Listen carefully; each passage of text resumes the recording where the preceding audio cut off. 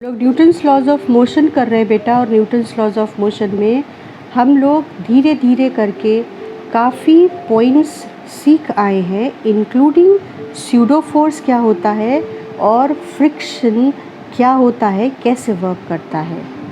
अब हमें केवल डिफरेंट टाइप ऑफ क्वेश्चंस की प्रैक्टिस करनी है। तो आज हम लोग सबसे पहला जो क्वेश्चन करने जा रहे हैं, वीडियो पॉज करके तुम पहले इसको सॉल्व करोगे। तो क्वेश्चन क्या है, ये 35वां क्वेश्चन है एच.सी. वर्मा का और मुश्किल नहीं है, बस केवल तुम्हें कॉन्सेप्ट के लेवल पर क्लियर करेगा, जिससे कि तुमसे कोई सवाल अगर अटेम्प्ट करो तो समझ आए तुमको कि ये क्या कर रहे हैं हम। तो 3 मासेस सस्पेंडेड हैं इस तरीके से पुली से और इंक्लाइंड प्लेन 30 डिग्री के इंक्लिनेशन पर है। क्वेश्चन है कि तीनों ब्लॉक्स जब मूव करेंगे तो उनका एक्सेलरेशन बताओ। अब एक्सेलरेशन के लिए अगर मैं मान लूँ कि ये नीचे ब्लॉक ये वाला नीचे जाना शुरू करता है, तो ऑब्वियसली ये वाला ब्लॉक आगे बढ़ेगा ऊपर की ओर और ये वाला ब्लॉक भी ऊपर की ओर चलेगा। ठीक बात है। अब देखो,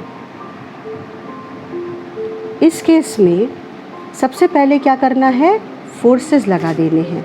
तो फोर्सेस अगर तुम देखो तो ये 0.5 G नीचे की ओर और टेंशन T1 ऊपर की ओर। अब तो हम समझ चुके हैं कि ये फोर्सेस लगते ही लगते हैं। ये टेंशन T1 ऊपर की ओर और जब ये आगे बढ़ेगा तो ये वाली स्ट्रिंग इस ब्लॉक पर टेंशन पीछे की ओर लगाएगी, T2। स्ट्रिंग बदली, देखो मैंने टेंशन चेंज कर दी। यहाँ पर 0.05 G फोर्स और ऊपर की ओर T2 फोर्स। इसके अलावा जो हॉरिजॉन्टल सरफेस पे ब्लॉक रखा रहता था, तो हॉरिजॉन्टल सरफेस पे जब ब्लॉक रखा रहता था और टेंशन की वजह से मूव करता था, तो जो वेट है उसका वो इससे परपेंडिकुलर होता था। तो मैंने तुम लोगों से कहा था कि T माइनस mg की इक्वेशन नहीं बनाना, बच्चे बना देते हैं, क्योंकि 90 डिग्री एंगल पर इस mg का मोशन में कोई रोल नहीं होगा। लेकिन यहाँ पर देखो, टेंशन और mg के बीच 90 डिग्री का एंगल नहीं है। 0.1 G और टेंशन के बीच 90 डिग्री का एंगल नहीं है। तो हमें इस ग्रेविटेशनल फोर्स को रिजॉल्व करना पड़ेगा। यही है इस क्वेश्चन का इम्पॉर्टेंट कॉन्सेप्ट। जब तुम रिजॉल्व करोगे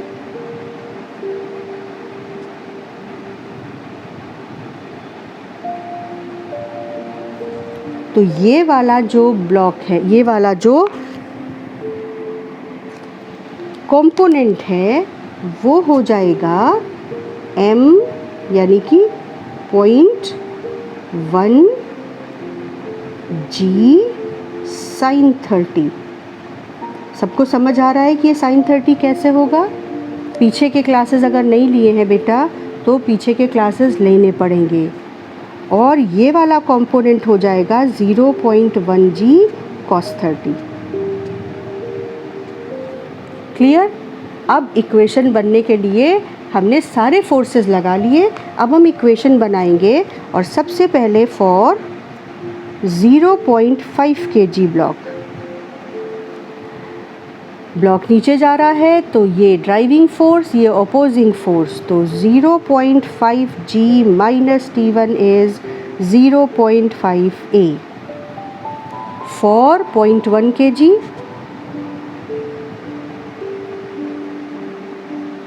ये इधर जा रहा है, A एक्सेलरेशन से ये नीचे जा रहा है, ये आगे जा रहा है, ये ऊपर जा रहा है। तो T1 इन दोनों फोर्सेस से ऑब्वियसली स्ट्रॉन्गर है। तो T1 minus T2 minus 0.1 G sin 30 का मतलब हो गया 1/2 इज इक्वल टू 0.1 A। इसको सिंप्लीफाई कर लेते हैं, इस वाले को सिंप्लीफाई कर लेते हैं। ये हो जाएगा T1 minus T2 minus 0.05 is equal to G is equal to 0.1 A। Clear है? कैलकुलेशन चेक करते चलना बेटा। और अब इस ब्लॉक के लिए T2 minus 0.05 G is equal to 0.05 A for 0.05 kg। इसके लिए इक्वेशन क्या बनेगी? T2 minus 0.05 G is equal to 0.05 A। अब इसे इक्वेशन 1 कह दो, इसे इक्वेशन 2 और इसे इक्वेशन 3। अब इनको सॉल्व करके A निकालना है, तो हम इन दोनों को पहले सिंपली ऐड कर दें तो T2 चला जाएगा और हमें T1 A की रिलेशन मिल जाएगी। फिर उस रिलेशन और इसे सॉल्व करेंगे तो A मिल जाएगा। सिंपल है। तो हम पहले 2 में 3 ऐड करते हैं। एडिंग 2 एंड 3, तो T1 minus T2 minus 0.05 G is equal to 0.1 A। ठीक है। इधर ये वाली इक्वेशन क्या हो गई? T2 minus 0.05 G is equal to 0.05 A। Calculation बेटा चेक करते चलना, साथ साथ करो मेरे कैलकुलेशन। तो ये ऐड होगा तो ये चला गया, आपके पास आ गया T1 minus 0.1 into G is equal to 0.05 A। अब इसे और इसे ऐड कर दो, तो adding 1 and 4, this is equation 4। Add करो, चलो देखो क्या मिलेगा। इसको ऐड करेंगे जब तो T1 चला गया, देखो 0.5 G और यहाँ माइनस 0.1 G, तो ये इसमें माइनस होगा तो आपको बच जाएगा आपके पास 0.4 G इज इक्वल टू, और ये ऐड करो तो ये आ जाएगा 0.1 G, सॉरी A। या बेटा ये कैलकुलेशन मिस्टेक है, देखो आप जब ऐड कर रहे हो तो ये 0.15 A होगा, इसे करेक्ट कर लो। ये ऐड होगा तो 0.15 A आएगा, और अब इसको और इसको जब ऐड करेंगे तो T1 तो चला जाएगा। देखो ये दोनों 0.5 G में से 0.1 G माइनस होगा तो 0.4 G हो जाएगा, और ये दोनों ऐड होंगे तो ये हो जाएगा 0.65 A। इन दोनों को ऐड करेंगे तो हो जाएगा 0.65 A। तो A बराबर कितना हो गया? देखो 0.4 G अपॉन 0.65, तो ये तुम्हारा कैलकुलेट होकर आ गया 8/13 G। ठीक है।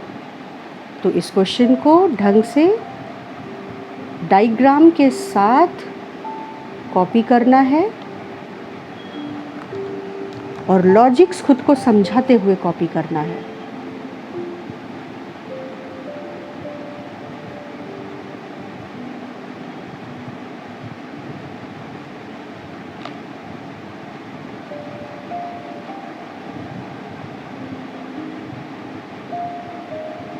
चलो अगले क्वेश्चन पर मूव करते हैं। अब हम लोग पुली ब्लॉक सिस्टम से थोड़ा अलग हटकर भी कुछ क्वेश्चंस कर रहे हैं जो बहुत इम्पॉर्टेंट है अपने कॉन्सेप्ट्स को लेकर। तो नेक्स्ट क्वेश्चन है 13th क्वेश्चन है सी वर्मा का। In this question an elevator is descending with 2 metre per second square, mass of a is 0.5 kg, and question is that what force is exerted by the block A on the block B, third law and second law का combined application. तो सबसे पहले हम इसके detail में एक एक point को एनालाइज करेंगे और समझेंगे। तो सबसे पहले ब्लॉक ए को लो। ब्लॉक ए एक ऐसी लिफ्ट में है जो 2 मीटर पर सेकेंड स्क्वायर से नीचे गिर रही है।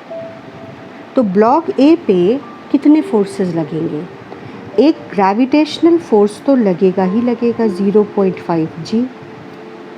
अब ध्यान से समझो, ये जो वेट है ब्लॉक ए का उसकी वजह से ब्लॉक ए बी पर एक फोर्स लगाएगा नीचे की ओर। तो ब्लॉक बी ब्लॉक ए को इक्वल फोर्स से रिएक्ट करेगा। तो ब्लॉक ए पर एक तो ग्रेविटेशनल फोर्स लग रहा है और दूसरा ब्लॉक बी का रिएक्शन फोर्स लग रहा है, reaction force of block B. अब क्या है कि हम इस कैलकुलेशन को दो तरह से कर सकते हैं, या तो हम यहाँ अंदर लिफ्ट के खड़े हो जाएं, यानी इस लिफ्ट का एक पार्ट हो जाएं एज एन ऑब्जर्वर, और अगर हम इस लिफ्ट का पार्ट हो गए तो ये lift non inertial frame of reference है। इसमें क्या हो रहा है उसके लिए हमको एक स्यूडो फोर्स की हेल्प लेनी पड़ती है, क्योंकि non inertial frame of reference is that frame of reference in which second law of Newton's law is not holding good without considering the pseudo force. तो अगर हम इसके अंदर खड़े हो गए और स्यूडो फोर्स कंसीडर किया तो स्यूडो फोर्स क्या होता है? एक्सिलरेटेड फ्रेम में जब हम हैं तो हमारे हिसाब से ए को एक फोर्स और लग रहा है जो इस ए के मास यानी 0.5 इंटू एक्सिलरेशन ऑफ लिफ्ट के बराबर है, और जिधर एक्सिलरेशन हो रहा है उसके उल्टी डायरेक्शन में लग रहा है। ये स्यूडो फोर्स का कॉन्सेप्ट है कि जब, और इसके लिए स्यूडो फोर्स के पिछले 3 क्लासेस आपको देखने पड़ेंगे। स्यूडो फोर्स क्या होता है? जब observer non inertial frame of reference में है तो उसके लिए स्यूडो फोर्स एक सच्चाई है, और इस पर हमने एक एक्सपेरिमेंट भी किया है। मैंने तुमको दिखाया है कि कैसे 10 ग्राम का जो वेट है वो 20 ग्राम वाले वेट को ऊपर खींच कर ले जाता है just because of pseudo force. तो इस ऑब्जर्वर को जो यहाँ खड़े होकर इस सिचुएशन को देख रहा है उसको लगेगा कि एक स्यूडो फोर्स इस ए पर एक्ट कर रहा है जिसका मास ए के बराबर है, मतलब जिस फोर्स को कैलकुलेट करने के लिए आपको m इंटू ए लगाना पड़ेगा, और m इंटू ए स्यूडो फोर्स है। m इंटू ए में m किसका है? मास ऑफ ए, और एक्सेलरेशन किसका है? फ्रेम ऑफ रेफरेंस का। और इस स्यूडो फोर्स की डायरेक्शन हमेशा फ्रेम ऑफ रेफरेंस के एक्सेलरेशन के उल्टा होती है। तो इस आदमी को ये इस तरह से नज़र आएगा कि ए पर 3 फोर्सेस लग रहे हैं, 2 नहीं। और बी पे कितना फोर्स लग रहा है? ध्यान से सुनना बात को। बी पर एक फोर्स तो वो लग रहा है जो ए बी को नीचे की ओर लगा रहा है अपने वेट की वजह से। ध्यान से सुनना बात को। अब ये नहीं कहना कि मैम ए जो है वो अपने वेट के बराबर फोर्स बी को लगा रहा है, हमें नहीं पता, ये non inertial frame of reference में है। तो हम क्या कहेंगे कि ये तो नहीं पता कि ए बी को कितना फोर्स लगा रहा है, पर ये पक्का है कि ए ने बी को जितना फोर्स लगाया बी ए को पलटकर उतना ही फोर्स ऊपर की ओर लगाएगा। तो बी ने ए को जो फोर्स लगाया उसे हमने कैसे रिप्रेजेंट किया? आर बी से। तो सेफ है कि मैं ये कहूँ कि ब्लॉक ए बी को आर बी फोर्स से नीचे धक्का दे रहा है तो बी ए को आर बी फोर्स से ऊपर धक्का दे रहा है। इतना पक्का हो गया। इसके अलावा और क्या फोर्स लग रहा है? ग्रेविटेशनल फोर्स लग रहा है, mass of B into acceleration of lift, ये है एक्सेलरेशन, ठीक है, ये 2 मीटर पर सेकेंड स्क्वायर, तो एक्सेलरेशन ऑफ लिफ्ट। और क्या लग रहा है? स्यूडो फोर्स लग रहा है। क्या है स्यूडो फोर्स? स्यूडो फोर्स जिस पर लग रहा है उसका मास इनटू ये ग्रेविटेशनल फोर्स है, mass of B into g, ठीक है। और स्यूडो फोर्स कितना है? Mass of B into acceleration of the lift, और इसकी डायरेक्शन इस फ्रेम ऑफ रेफरेंस के एक्सेलरेशन का उल्टा होगी। तो ये बी पे लग रहे हैं। अब जो आदमी लिफ्ट में इन दोनों ब्लॉक्स के साथ खड़ा है उसके लिए बी भी रखा हुआ है और ए भी रखा हुआ है, यानी दोनों ब्लॉक्स जो है वो रेस्ट पर है। किसके लिए? उस आदमी के लिए जो इस फ्रेम ऑफ रेफरेंस में खड़ा है। तो इक्वेशन कैसे बनेगी? For observer in lift, for a के लिए क्या इक्वेशन बन रही है? देखो, pseudo force plus RB is equal to mg। ठीक, और इसके लिए क्या इक्वेशन बन रही है देखो, pseudo force plus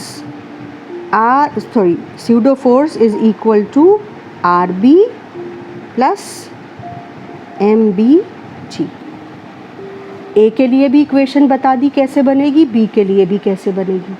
अब सिर्फ ये देखना है कि हमें क्या पूछा गया था, ए बी पे कितना फोर्स लगा रहा है, ए बी पे आर बी फोर्स लगा रहा है, इसीलिए बी ए को उतने ही फोर्स से रिएक्ट कर रहा था।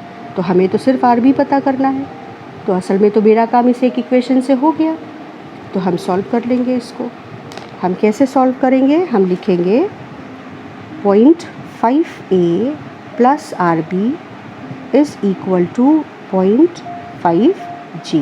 So RB is equal to 0.5g minus 0.5a।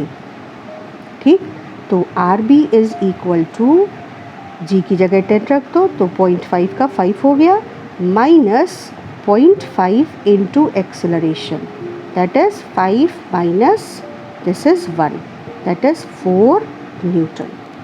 तो आंसर आ गया तुम्हारा कि बी ए को 4 न्यूटन से फोर्स लगाएगा, जबकि हकीकत में ए बी को 4 न्यूटन से फोर्स लगाएगा जो कि पूछा गया था।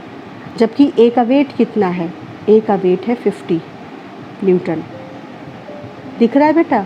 तो इस खास फ्रेम ऑफ रेफरेंस में ए अपने पूरे वेट के बराबर फोर्स से बी को नीचे धक्का नहीं दे पा रहा है। कितने फोर्स से बी को धक्का दे रहा है, 4 न्यूटन। इसको ढंग से पहले देख लो और सारे पॉइंट्स जो बताए हैं उनको नोट करो।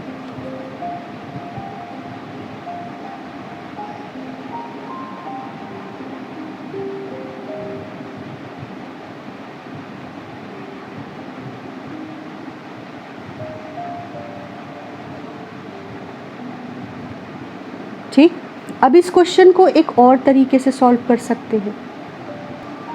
एज एन ऑब्जर्वर अब हम लिफ्ट के अंदर ना होकर ग्राउंड पे खड़े होकर इस गिरती लिफ्ट को देख रहे हैं, ब्लॉक ए और ब्लॉक बी के बिहेवियर को देख रहे हैं, और हम कहेंगे कि ब्लॉक ए पे एक फोर्स तो लग रहा है ग्रेविटेशनल फोर्स नीचे की ओर, यानी 0.5g, और दूसरा फोर्स लग रहा है बी का रिएक्शन फोर्स RB, और ये ब्लॉक मेरे लिए ए एक्सेलरेशन से नीचे गिर रहा है, यानी 2 मीटर पर सेकेंड स्क्वायर से नीचे गिर रहा है। मेरे लिए lift A block B block सब इस एक्सेलरेशन से नीचे गिर रहे हैं। तो मेरे लिए अब स्यूडो फोर्स की कोई प्रेजेंस नहीं है। स्यूडो फोर्स उसको प्रेजेंट होगा जो खुद non inertial frame of reference में खड़े होके इवेंट को देखेगा। लेकिन जो ग्राउंड पे खड़ा है, अर्थ को हम इनर्शियल फ्रेम ऑफ रेफरेंस लेते हैं। हालांकि अर्थ भी सूरज के चारों ओर चक्कर काट रही है, वो एक्सेलरेटेड मोशन परफॉर्म कर रही है। तो इनर्शियल और non inertial frame of reference को डिफाइन करने के लिए ये कहा गया कि भैया ऐसा फ्रेम ऑफ रेफरेंस जिसमें second law of motion Newton का होल्ड ना करे वो नॉन इनर्शियल है। और कौन से frame of reference non inertial होते हैं, वो सब जो एक्सेलरेटेड होते विद रिस्पेक्ट टू अर्थ। अर्थ को इनर्शियल फ्रेम मान के चला गया, क्योंकि अगर हम अर्थ का एक्सेलरेशन, सेंट्रिपिटल एक्सेलरेशन कैलकुलेट करें तो बहुत कम आता है। तो हमने मान लिया कि अर्थ एक non inertial frame of reference है, जबकि इस पूरे ब्रह्मांड में कोई भी इनर्शियल फ्रेम ऑफ रेफरेंस नहीं है। लेकिन अर्थ को हमने उसके बहुत कम एक्सेलरेशन की वजह से माना कि वो इनर्शियल फ्रेम ऑफ रेफरेंस है। तो जितने भी फ्रेम ऑफ रेफरेंसेस अर्थ के रिस्पेक्ट में एक्सेलरेट करेंगे वो सब कैसे हो जाएंगे, non inertial frame of reference. तो ये एक्सेलरेट कर रहा है तो ये non inertial frame of reference है। अगर मैं इसके अंदर खड़े होकर देखूं तो स्यूडो फोर्स है, अगर मैं बाहर खड़े होकर देखूं तो स्यूडो फोर्स नहीं है। लेकिन आंसर दोनों तरह से सेम आएगा। इस ऑब्जर्वर के लिए ये और ये दो फोर्सेस लग रहे हैं और ब्लॉक नीचे गिर रहा है। तो इसका मतलब ये हो गया कि 0.5g पक्का RB से बड़ा है, तभी 0.5 इंटू 2 के एक्सेलरेशन से, मतलब 2 के एक्सेलरेशन से ये ब्लॉक नीचे गिर रहा है। तो आर बी की वैल्यू क्या आ गई? 0.5g माइनस 1, यानी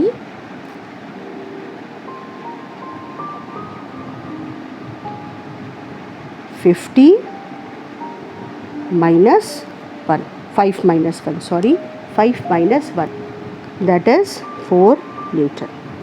तो दोनों तरह से मैंने तुमको सॉल्व करके दिखाया कि इस तरह के सवाल में ऑब्जर्वर अंदर है तो कैसे सॉल्व करेंगे, observer non inertial frame of reference में ना होकर ग्राउंड पे खड़ा है तो कैसे सॉल्व करेंगे। नेक्स्ट क्लास में हम लोग और बेहतर क्वेश्चंस और कॉन्सेप्ट बिल्डिंग करेंगे, फ्रिक्शन को भी इन्वॉल्व करेंगे और फ्रिक्शंस के क्वेश्चन करने के बाद ये टॉपिक हमारा कंप्लीट हो जाएगा और यही आपके यूनिट टेस्ट का टॉपिक है।